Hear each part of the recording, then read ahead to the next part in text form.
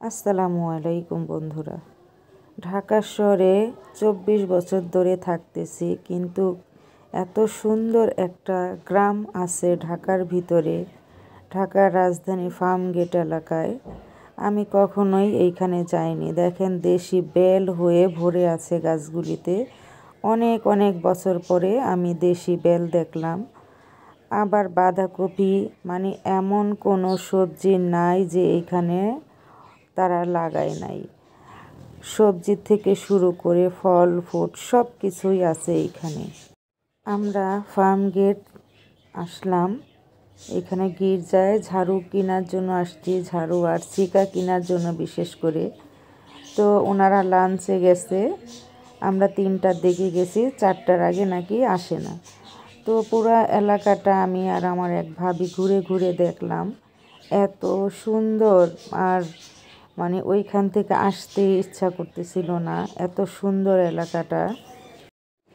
তো আমি আর ভাবি ঘুরতেছি, এইখানটা তালা মারা, মানে এখানে ঢোকা যাবে না। দূর থেকে আমি ক্যামেরা বন্দি করে নিলাম। এত সুন্দর লাগতেছে ফুল গাছগুলি, আমার কাছে অনেক ভাল লাগতেছে। বড়ই হয়ে আছে গাছটা, আসতেছে না জুম করেও, এত বড়ই ধরছে।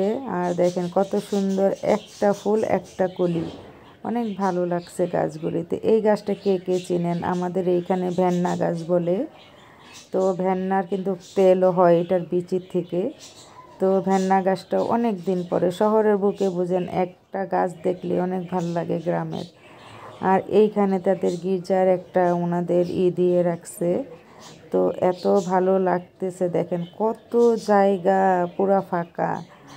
মানে এই যে এইখানে সরিষা বুনছিল, সরিষা ফুলগুলি মারা গেছে, এখন সরিষাগুলি হয়ে আছে, বীজগুলি হয়তো বা কাইটা নেবে 2-1 দিনের মধ্যে। পুরা বিচিগুলি পাকা পাকা হয়ে গেছে। আর এই ফুলগুলি তো আমার অনেক ভালো লাগে, বলার বাইরে, অনেক অনেক ভালো লাগে এই ফুলগুলি আমার কাছে। মানে কি নাই বলেন, আমি যে কথাগুলি বললাম যে এখানে কি নাই, সব ফুল আছে, সব ফল আছে। অসাধারণ একটা দৃশ্য, মানে আমাদের দুইজনে পাগল পাগল হয়ে যাওয়ার মতো, এত সুন্দর। তো দেখেন কত ফাঁকা জায়গা, শহরে এরকম একটা জায়গা আছে, মানে অকল্পনীয়। ভাবিকে আমি আবার একটু ভিডিও করে নিলাম, ভাবিকে বললাম 80-র দশকে চলে যান গাছে ঢেলান দিয়ে। তো দেখেন এই যে ফুলগুলি সাদা, আর অনেক ভালো লাগতেছে। আর নারকেল গাছগুলি, এই যে তাদের একটা গির্জা, এটা কী বলে আমি জানি না, তাদের খ্রিস্টানদের। তো আমার ভালো লাগলো, তাই আমি ভিডিও করে নিলাম। আর তার মধ্যে মশার ওষুধ দিতেছে, দেখেন ধোঁয়াগুলি আসতেছে, মনে হলে একটা সিনেমা ভাবের মতো।